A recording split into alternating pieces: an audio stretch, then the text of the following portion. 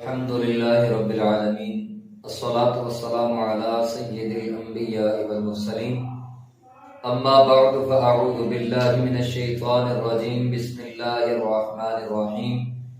قال الله تبارك وتعالى في القرآن المجيد والفرقان الحميد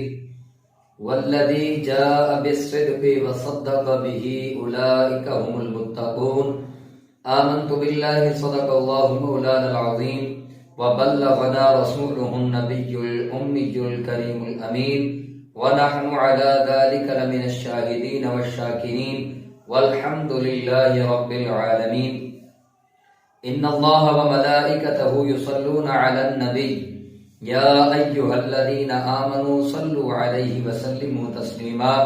الصلاة والسلام عليك يا سيدي يا رسول الله وعلى آلك وأصحابك يا سيدي يا حبيب الله الصلاة والسلام عليك يا سيدي يا نبي الله وعلى آلك وأصحابك يا سيدي يا رحمة للعالمين يا رسول الله انظر حالنا يا حبيب الله اسمع قالنا إننا في بحر هم مغرق خذ بأيدينا سهل لنا إشقالنا يا صاحب الجمال ويا سيد البشر من وجهك المنير لقد نبر القمر لا يمكن الثناء كما كان حقه بعد از خدا بزرگ توی قصہ مختصر. بعد از حمد و ثنا انتہائی واجب الاحترام سامعین ذی احتشام، اللہ رب العزت کی لا ریب اور بے عیب کتاب میں سے ایک آیت کریمہ تلاوت کرنے کا شرف حاصل کیا ہے، جس آیت طیبہ میں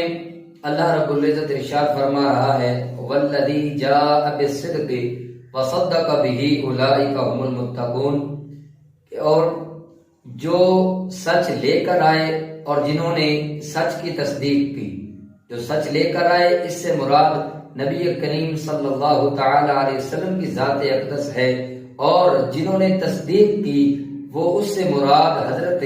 سیدنا صدیق اکبر رضی اللہ تعالیٰ عنہ کی ذات ہے. اور پھر اللہ رب العزت ارشاد فرماتا ہے اولئک هم المتقون، کہ یہی پرہیزگار لوگ ہیں، یہی اللہ سے ڈرنے والے لوگ ہیں. ایک جو سچ لے کر آیا اور دوسرا جس نے سچ کی تصدیق کی. اب لے کر کے آئے ہیں نبی کریم علیہ الصلوۃ والسلام اللہ کی طرف سے قرآن پاک لے کر آئے ہیں، اور قرآن وہ کتاب ہے جو اللہ کا کلام ہے، جو نبی کریم علیہ الصلوۃ والسلام کے اوپر نازل ہوا. اور وہ اس کو جب لے کر آئے تو حضرت سیدنا صدیق اکبر رضی اللہ تعالیٰ عنہ یہ وہ شخصیت ہیں کہ جنہوں نے نبی کریم علیہ الصلوۃ والسلام کی پہلی بار ہی دعوت دینے پر اسلام کو قبول کیا.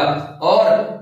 جس کو بھی حضور علیہ الصلوۃ والسلام نے دعوت اسلام دی اس نے پہلے دلیل مانگی کہ آپ سچے ہیں، اللہ کے رسول ہیں، اللہ کی طرف سے آئے ہیں، مجھے کوئی دلیل دے دیجئے. تو جب نبی پاک علیہ الصلوۃ والسلام دلیل دیتے تو لوگ مسلمان ہو جاتے. لیکن سیدنا صدیق اکبر رضی اللہ تعالیٰ عنہ یہ وہ شخصیت ہیں جن کا مقام اتنا بلند ہے، اللہ رب العزت نے انہیں وہ مقام کی بلندیاں عطا فرمائی ہیں کہ اس مقام تک کوئی نہیں پہنچ سکتا. اور یہی وہ شخصیت ہیں کہ جن کا رتبہ انبیاء کرام علیہ السلام کے بعد دنیا میں سب سے اعلیٰ ہے. افضل البشر بعد الانبیاء سیدنا صدیق اکبر رضی اللہ تعالیٰ عنہ یہ وہ شخصیت ہیں کہ جب نبی کریم علیہ السلام نے آپ کو دعوت اسلام دی تو آپ نے بغیر کسی دلیل کے اس دعوت کو قبول کر لیا. اور پھر نبی پاک علیہ السلام کی دعوت کو قبول کرنے کے بعد جب نبی پاک علیہ السلام کے اوپر جبریل امین یہ آیت لے کر نازل ہوئے والذی جاء بالصدق وصدق به اولئک هم المتقون، کہ وہ لوگ وہ جو قرآن سے مراد سچ سے مراد قرآن ہے، جو قرآن لے کر آئے، جو یہ سچ لے کر آئے اور جس نے سچ کی تصدیق کی، یہی وہ متقی لوگ ہیں، یہی پرہیزگار لوگ ہیں، یہ اللہ سے ڈرنے والے لوگ ہیں. تو سیدنا صدیق اکبر رضی اللہ تعالیٰ عنہ کی ذات اقدس کے بارے میں قرآن پاک میں بے شمار آیات بینات موجود ہیں جو سیدنا صدیق اکبر کی شان میں اللہ رب العزت نے نازل فرمائی ہیں. تو آج کے اس بیان کے اندر انشاءاللہ العزیز سیدنا صدیق اکبر رضی اللہ تعالیٰ عنہ خلیفہ بلا فصل نبی پاک علیہ السلام کے وہ خلیفہ کہ جن کے درمیان میں کوئی حال نہیں ہوا، ان کا ذکر کیا جائے گا. دعا کرتے ہیں کہ مالک کائنات حق اور سچ بیان کرنے کی توفیق عطا فرمائے اور سن سمجھ کر اس کے اوپر عمل کرنے کی توفیق عطا فرمائے. گرامی قدر حضرات، نبی پاک علیہ الصلوۃ والسلام کے جتنے بھی اصحاب ہیں تمام کے مقام بلند ہیں اور تمام سے اللہ رب العزت کی ذات راضی ہے، کیونکہ وہ اللہ سے راضی ہیں اور اللہ ان سے راضی ہے۔ یہ قرآن پاک میں اللہ رب العزت نے ارشاد فرما دیا ہے کہ رضی اللہ عنہم ورضوا عنہ، کہ اللہ ان سے راضی ہے، وہ اللہ سے راضی ہیں۔ تو اب اگر کوئی بھی بندہ کسی بھی صحابی کے بارے میں زبان درازی کرتا ہے، گالیاں بکتا ہے یا اپنا کوئی غلط بیان دیتا ہے، کسی صحابی کے بارے میں غلط زبان استعمال کرتا ہے، تو اس کا اسلام سے کوئی تعلق نہیں، اس کا اسلام سے بالکل قطعی طور پر کوئی تعلق نہیں بنتا، کیونکہ وہ صحابہ کرام کے بارے میں بکواس کرتا ہے۔ اور یہ صحابہ کرام کہ جن کے بارے میں میرے اور تمہارے آقا صلی اللہ تعالی علیہ وسلم کا ارشاد گرامی ہے کہ اصحابی کالنجوم، کہ میرے جتنے بھی اصحاب ہیں سارے ستاروں کی طرح ہیں، اہتدیتم، کہ جو بھی ان کی اقتداء کرے گا اللہ تعالیٰ اس کو ہدایت عطا فرمائے گا۔ یہ میرے صحابہ کرام ہیں، یہ ان کا مقام و مرتبہ ہے۔ اگر اس حدیث پاک کو سننے کے بعد بھی اگر کوئی شخص حضور علیہ السلام کے اصحاب کے بارے میں زبان درازی کرتا ہے تو اس کا ایمان کے ساتھ، اسلام کے ساتھ کوئی تعلق نہیں، وہ اس حرام کام میں پڑ رہا ہے جس سے اللہ رب العزت نے اور اس کے رسول علیہ السلام نے منع فرمایا ہے۔ تو احباب وقار، سیدنا صدیق اکبر رضی اللہ تعالیٰ عنہ کی شان کتنی بلند ہے، اور جن بلندیوں پر اللہ رب العزت نے آپ کے مقام کو پہنچا دیا، وہ مقام کیا مقام ہے کہ جب حضور علیہ السلام نے مال کو اکٹھا کرنے کے لیے اعلان فرمایا کہ جنگ ہے، اب دوران جنگ ساز و سامان کی ضرورت ہے، تمام اصحاب میں اعلان کر دیا گیا کہ ہر کوئی اپنی استطاعت کے مطابق مال لے کر آئے، اس دین کی خدمت کرے، اللہ تعالیٰ ان کو اجر عطا فرمائے گا۔ تو کوئی صحابی اپنی حیثیت کے مطابق کوئی سامان لے کے آیا، کوئی کچھ لے کے آ گیا، کوئی کچھ لے کے آ گیا۔ اب حضرت عمر فاروق رضی اللہ تعالیٰ عنہ اپنے گھر کا آدھا سامان لا کر حضور علیہ السلام کی بارگاہ میں پیش کرتے ہیں، اور پھر آپ کے بعد حضرت عثمان غنی رضی اللہ تعالیٰ عنہ، حضرت علی المرتضیٰ شیر خدا رضی اللہ تعالیٰ عنہ اپنی استطاعت کے مطابق ہر صحابی نے اس میں حصہ ڈالا ہے، اور ہر بندے نے اس میں اپنا حصہ شامل کیا ہے کہ نبی پاک علیہ السلام کی بارگاہ میں مال پیش کیا جائے، تاکہ دوران جنگ جب مال کی ضرورت پڑے تو ہمیں کسی تنگی کا شکار نہ ہونا پڑے۔ تو جب مال اکٹھا کر رہے تھے تو حضرت سیدنا عمر فاروق رضی اللہ تعالیٰ عنہ آپ سوچ رہے تھے کہ ہر نیکی میں مجھ سے ابو بکر صدیق رضی اللہ تعالیٰ عنہ سبقت لے جاتے ہیں۔ آج حضور نے اعلان فرمایا ہے کہ مال اکٹھا کرو، مال اکٹھا کرنے کے لیے تو میں تو اپنے گھر کا آدھا سامان لے کر آ گیا ہوں، آج میں سیدنا صدیق اکبر رضی اللہ تعالیٰ عنہ سے سبقت لے جاؤں گا، مال اکٹھا کرنے میں میں آگے نکل جاؤں گا۔ تو حضرت ابو بکر صدیق رضی اللہ تعالیٰ عنہ سے آگے نکلنے کی کوشش کیا کرتے تھے۔ تو یہ صحابہ کرام ہیں کہ جن کی تربیت میرے اور آپ کے کریم آقا صلی اللہ علیہ وسلم نے فرمائی ہے کہ وہ نیکی میں سبقت لے جاتے تھے، نیکی میں مقابلہ کرتے تھے کہ میرے سے زیادہ کوئی بندہ نیکی نہ کر لے، اگر مجھے موقع ملا ہے نیکی کرنے کا تو میں یہ نیکی کر لوں، اس سے پہلے کہ کوئی اور میرا بھائی آئے اور وہ یہ نیکی کر لے، میں کوشش کرتا ہوں کہ یہ نیکی میرے حصے میں آ جائے۔ آج کل کے دور کی طرح نہیں، جس طرح ہمارے معاشرے میں لوگ ہیں، لوگ منافقت میں سبقت لے جاتے ہیں، لوگ چغل خوری میں سبقت لے جاتے ہیں، لوگ ایک دوسرے کی شکایت کرنے میں سبقت لے جاتے ہیں، ایک دوسرے کے ساتھ بغض، حسد اور کینے میں سبقت لے جاتے ہیں۔ یہ وہ صحابہ کرام ہیں کہ جن سے اللہ رب العزت بھی راضی ہے اور اللہ کا حبیب بھی راضی ہے، اور یہ لوگ نیکیوں میں سبقت لے جانے کی کوشش کرتے ہیں۔ اب سیدنا صدیق اکبر رضی اللہ تعالیٰ عنہ سے سبقت لے جانے کا سوچ رہے ہیں عمر فاروق رضی اللہ تعالیٰ عنہ۔ اب حضور کی بارگاہ میں مال پیش کر دیا تو حضور علیہ السلام نے فرمایا کہ اے عمر کیا لے کر آئے ہو؟ تو عرض کرتے ہیں کہ یا رسول اللہ اپنے گھر کا آدھا سامان لے کر آ گیا ہوں، آپ کی بارگاہ میں پیش کر دیا ہے، اور آدھا اپنے گھر والوں کے لیے چھوڑ کے آ گیا ہوں۔ تو حضور علیہ السلام نے ارشاد فرمایا کہ ابھی صدیق اکبر بھی آتے ہوں گے۔ جب حضرت ابوبکر صدیق رضی اللہ تعالیٰ عنہ تشریف لے کر آئے کہ کیا منظر ہے کہ آپ نے سارا سامان اکٹھا کر کے سرکار علیہ السلام کے قدموں میں رکھ دیا، اور اب جب سامان لے کر آ گئے ہیں تو حضرت عمر فاروق ذہن میں سوچ رہے تھے کہ میں آج صدیق اکبر سے سبقت لے جاؤں گا، میں ان کے جو ہے نا مال لانے کی جو جتنا ان کے پاس مال ہے میں اسے سبقت لے جا کر یہ ان کے مقام پہ زیادہ ہو جاؤں گا یا میں زیادہ نیکی کر لوں گا۔ تو حضرت ابوبکر صدیق رضی اللہ تعالیٰ نے جب مال لے کر آئے سرکار کے بارگاہ میں پیش کر دیا تو حضور علیہ السلام نے فرمایا کہ صدیق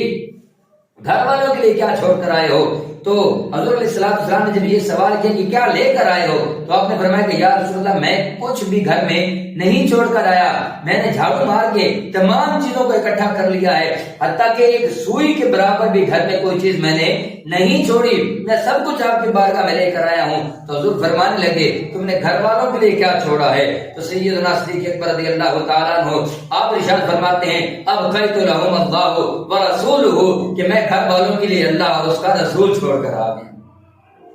جب یہ آپ نے ارشاد فرمایا تو میرے اور کریم آپ کے کریم آقا صلی اللہ تعالی علیہ وسلم نے یہ نہیں فرمایا کہ اے ابوبکر صدیق تم یہ کیسے کہہ سکتی ہو کہ اللہ اور اللہ کا رسول میں گھر میں چھوڑ کے آیا ہوں، اللہ تو ہر جگہ پہ موجود ہے، اللہ رب العزت ہر جگہ پہ موجود ہے، اور تم میرے بارے میں یہ بات کیسے کر سکتی ہو؟ یہ حضور علیہ السلام نے نہیں فرمایا، بلکہ کسی صحابی نے بھی کوئی بات نہیں کی کہ ابوبکر صدیق آپ یہ کون سا عقیدہ پیش کر رہے ہیں اور یہ کون سے بدعت والی بات کر رہے ہیں کہ آپ اللہ اور اللہ کے رسول کو گھر میں چھوڑ کر آئے ہیں، حالانکہ حضور علیہ السلام ہمارے پاس مسجد میں موجود ہیں۔ تو نبی پاک علیہ السلام کے سکوت کی وجہ اور صحابہ کرام کے چپ رہنے کی وجہ یہ ہے کہ نبی پاک علیہ السلام کے سامنے جب صدیق اکبر رضی اللہ تعالیٰ عنہ نے یہ بات فرمائی، جب یہ پیش کر دیا کہ میں اللہ اور اللہ کے رسول کو گھر والوں کے لیے چھوڑ کر آ گیا ہوں، تو حضور علیہ السلام نے کچھ بھی نہیں ارشاد فرمایا، بلکہ آپ نے خوشی کا اظہار کیا۔ اور پھر حضرت عمر رضی اللہ تعالیٰ عنہ کے تاثرات دیکھیے کہ وہ کہنے لگے کہ یا رسول اللہ میں نے سوچا تھا کہ آج مال جمع کرنے میں صدیق اکبر سے نمبر لے جاؤں گا، میں ان سے آگے بڑھ جاؤں گا، لیکن یا رسول اللہ یہ میری سوچ ہی رہ گئی ہے۔ سیدنا صدیق اکبر رضی اللہ تعالیٰ عنہ آج بھی مجھ سے آگے اللہ تعالیٰ عنہ حضرت عمر پاک رضی اللہ تعالیٰ عنہ سے مال جمع کرنے میں سبقت لے گئے، اور حضور علیہ السلام کے لیے جب آپ علیہ السلام نے پوچھا کہ گھر والوں کے لیے کیا چھوڑ کر آئے ہو، تو آپ نے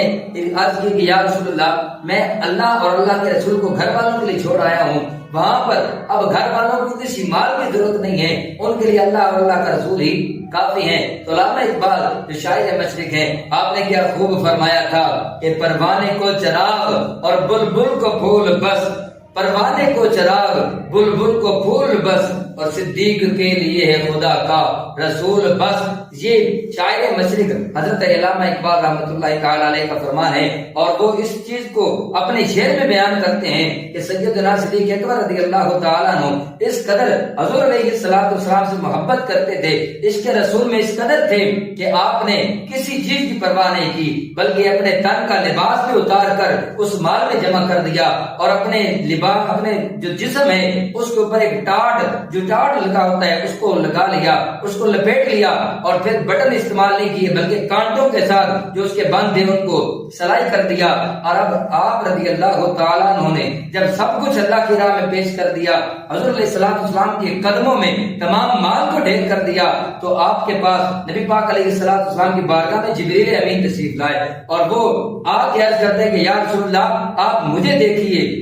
نبی پاک علیہ السلام نے فرمایا کہ میں تمہیں دیکھ رہا ہوں کہ یا رسول اللہ آپ مجھے دیکھیے کہ میں نے لباس کیسا پہنا ہوا ہے۔ تو حضور علیہ السلام نے جب نظر کرم فرمائی، کیا دیکھتے ہیں کہ حضرت جبریل امین نے ٹاٹ کا لباس زیب تن کیا ہے۔ کیوں زیب تن کیا ہے؟ کیونکہ آج صدیق اکبر رضی اللہ تعالیٰ عنہ نے ٹاٹ کا لباس پہنا ہوا ہے، تو اللہ کو یہ صدیق کی ادا اتنی پسند آئی ہے کہ آپ نے جبریل کو بھی کہہ دیا جبریل تو بھی ٹاٹ کا لباس پہن لے، اور آسمان میں جتنے فرشتے ہیں تمام کو ٹاٹ کا لباس پہنا دے۔ اب نبی پاک علیہ السلام کی بارگاہ میں عرض کرتے ہیں کہ یا رسول اللہ آپ نظر اٹھائیے آسمان کی طرف دیکھیے کہ جتنے بھی فرشتے آسمان میں موجود ہیں تمام فرشتوں نے سنت صدیقی کو اپنایا ہوا ہے اور ٹاٹ کا لباس زیب تن کیا ہوا ہے۔ یہ اللہ رب العزت کو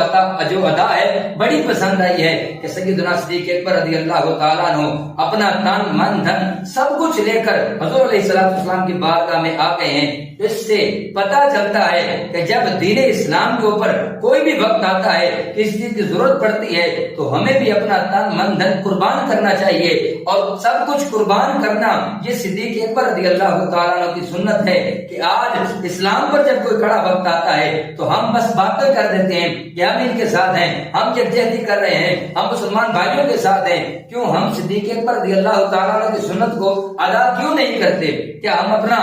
سب کچھ پیش نہیں کر سکتے؟ سب کچھ کر سکتے ہیں، لیکن مسئلہ یہ ہے کہ ہمارے ایمان میں اخلاص نہیں رہا، ہمارے ایمان میں ملاوٹ موجود ہے، اور اگر ملاوٹ سے پاک ہمارا ایمان ہوتا ہے تو ہمارا سب کچھ حاضر ہوتا۔ اب ہمارے جو بھائی فلسطین میں شہید ہوئے ہیں، جب فلسطین کے اوپر مشکل وقت آ گیا ہے تو ہمیں یہ چاہیے کہ تمام امت مسلمہ ایک پلیٹ فارم پر اکٹھی ہو اور جا کر ان سے بات کی جائے۔ اگر وہ بات سے مانتے ہیں تو بات سے مسئلے کو حل کیا جائے، اگر وہ جنگ چاہتے ہیں تو ہمیں جس طرح صحابہ کرام رضوان اللہ تعالی علیہم اجمعین جنگ کے ذریعے اسلام کو فتح دلاتے تھے، تو ہمیں بھی یہ چاہیے کہ ہم ان کی سنت پر عمل کرتے ہوئے جہاد کے لیے نکلیں، اور ہماری جو حکومت ہے اس کو بھی جہاد کا اعلان کرنا چاہیے، کیونکہ اگر اس طرح مسلمان پستے رہے تو وہ فلسطین کے مسلمان یہ نہ سمجھیں کہ وہ شہید ہو رہے ہیں یا وہ ان کے اندر اتنی ہمت نہیں ہے، ان میں طاقت نہیں ہے، یا وہ کمزور ہیں۔ کمزور وہ نہیں ہے، کمزور ہم لوگ ہیں جو ان کی مدد کے لیے نہیں جا رہے۔ کمزوری تو ہمارے اندر موجود ہے کہ 56 اسلامی ملک ہیں، اگر 56 اسلامی ملک آزاد ہیں،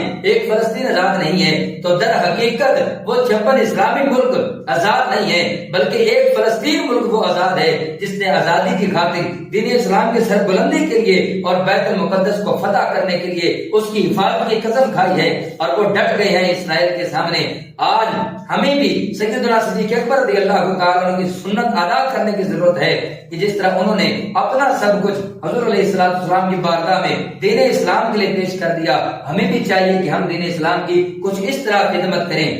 کیونکہ سیدنا صدیق اکبر رضی اللہ تعالیٰ عنہ تو وہ صدیق ہے کہ صدیق صداقت کا انمول خزینہ ہے، صدیق صداقت کا انمول خزینہ ہے، بلکہ صدیق کا دل تو میرے آقا کا مدینہ ہے۔ یہ سیدنا صدیق اکبر رضی اللہ تعالیٰ عنہ کی شان ہے، اور آپ کے کتنے ہی احسانات ہیں۔ نبی پاک علیہ السلام کے ساتھ آپ زندگی میں بھی موجود تھے، زندگی کے ہر شعبے میں، زندگی کے ہر کام میں، زندگی کے ہر وقت میں نبی پاک علیہ السلام کے ساتھ رہے۔ جب بھی کوئی وقت آیا تو آپ رضی اللہ تعالیٰ عنہ حضرت محمد مصطفیٰ احمد مصطفیٰ صلی اللہ تعالیٰ علیہ وسلم کی معیت میں ہوتے، اور جب بھی کڑا وقت آتا تو سیدنا صدیق اکبر رضی اللہ تعالیٰ عنہ دین اسلام کی خدمت کرتے اور دین اسلام کی سربلندی کے لیے نکلتے تھے۔ حضرت عبداللہ ابن مسعود رضی اللہ تعالیٰ عنہ ایک روایت بیان کرتے ہیں سیدنا صدیق اکبر رضی اللہ تعالیٰ عنہ کی خلافت کے بارے میں، فرماتے ہیں کہ نبی اکرم علیہ السلام جب اس دنیا فانی سے تشریف لے گئے، ظاہری طور پر پردہ فرمایا تو انصار کہنے لگے، اب کیا کہنے لگے کہ منا امیر ومنکم امیر، فاتاهم عمر فقال یا معشر الانصار الستم تعلمون ان رسول اللہ صلی اللہ علیہ وسلم قد امر ابا بکر ان یؤم الناس فأيكم تطيب نفسه ان يتقدم ابا بکر، فقال الانصار نعوذ باللہ ان نتقدم ابا بکر رضی اللہ تعالی عنہ۔ انصار کہنے لگے کہ ایک امیر، جب نبی کریم صلی اللہ تعالی علیہ وسلم اس دنیا سے تشریف لے گئے تو انصار نے کیا کہا کہ ایک امیر ہم میں سے ہو اور ایک امیر آپ میں سے ہو، یعنی کہ ایک امیر مہاجرین میں سے ہو، ایک انصار میں سے ہو۔ تو اتنے میں حضرت عمر رضی اللہ تعالیٰ عنہ ان کے پاس آئے اور فرمایا کہ انصاریوں،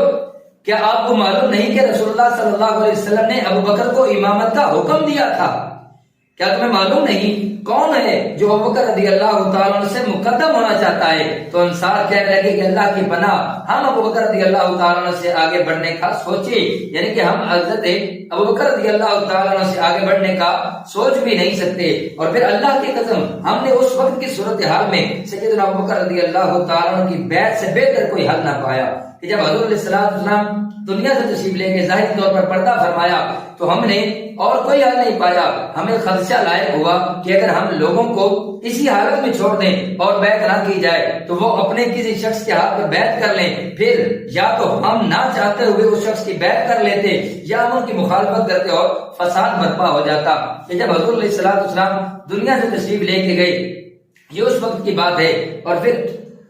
رسول اللہ صلی اللہ تعالی علیہ وسلم فرماتے کہ میرے گھر تشریف لائے تو ابو بکر رضی اللہ تعالیٰ عنہ کو حکم دیں۔ آپ نے فرمایا کہ مروا ابا بکر ان یصلی بالناس، کہ لوگوں کو حکم دو، کہ ابو بکر کو حکم دو کہ وہ لوگوں کو نماز پڑھائیں۔ تو میں نے عرض کی کہ یا رسول اللہ، ابو بکر رضی اللہ تعالیٰ عنہ رقیق القلب ہیں، قرآن پڑھتے ہیں تو آنسوں پر کنٹرول نہیں رہتا، کسی اور کو حکم دیں تو اچھا ہو۔ حضرت عائشہ رضی اللہ تعالیٰ عنہ یہ روایت فرماتی ہیں، اور پھر آگے فرماتے ہیں کہ میں نہیں چاہتی تھی کہ لوگ رسول اللہ صلی اللہ علیہ وسلم کی جگہ پر سب سے پہلے کھڑے ہونے والے کے بارے میں بدشگونی کریں کہ جب آپ حکم فرما رہے ہیں کہ ابو بکر کو حکم دو کہ وہ لوگوں کو نماز پڑھائیں، تو میں یہ نہیں چاہتی کہ آپ کے حکم کے بعد جب صدیق اکبر رضی اللہ تعالیٰ عنہ مصلی رسول پر کھڑے ہوں تو لوگ ان کے بارے میں بدشگونی کریں۔ میں نے رسول کریم علیہ السلام سے 2-3 بار تکرار کیا، لیکن آپ علیہ السلام نے فرمایا مروا ابا بکر ان یصلی بالناس، کہ ابو بکر کو حکم دو کہ وہ لوگوں کو نماز پڑھائیں۔ آپ تو صحابہ یوسف جیسی ہیں کہ جیسے وہ عورتیں